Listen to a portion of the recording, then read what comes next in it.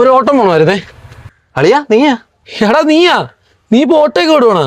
അയ്യേ, ഞാൻ വിചാരിച്ചു നീ പഠിച്ചു വല്ല ജോലിയൊക്കെ അടിച്ചതാ വലിയ നിലനിൽക്കുന്നു. ഒന്നും ആയില്ലല്ലേ? നിന്റെ സ്വന്തം ഓട്ടാണത്?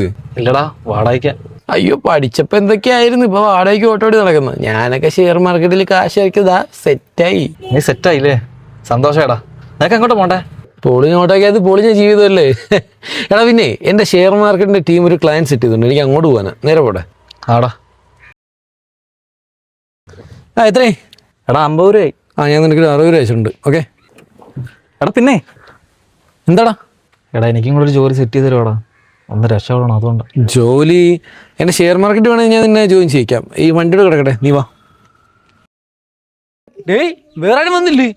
ആര് വരാൻ? ഒരു അരമണിക്കൂറിനുള്ളിൽ എല്ലാരും വരും. വരുമോ? എന്നാ പിന്നെ ഓക്കെ. വേടേ.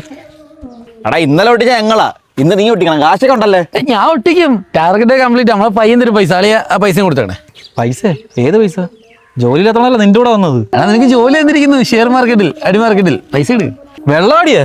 ഞാനേ വണ്ടി ഓടി ജീവിച്ചോളാം. നീ പണ്ട വിടാപ്പാ. നീ എടാ പഠിക്കുന്നില്ലേ? അവൻ പോയല്ല. എടാ സൂപ്പറടാ.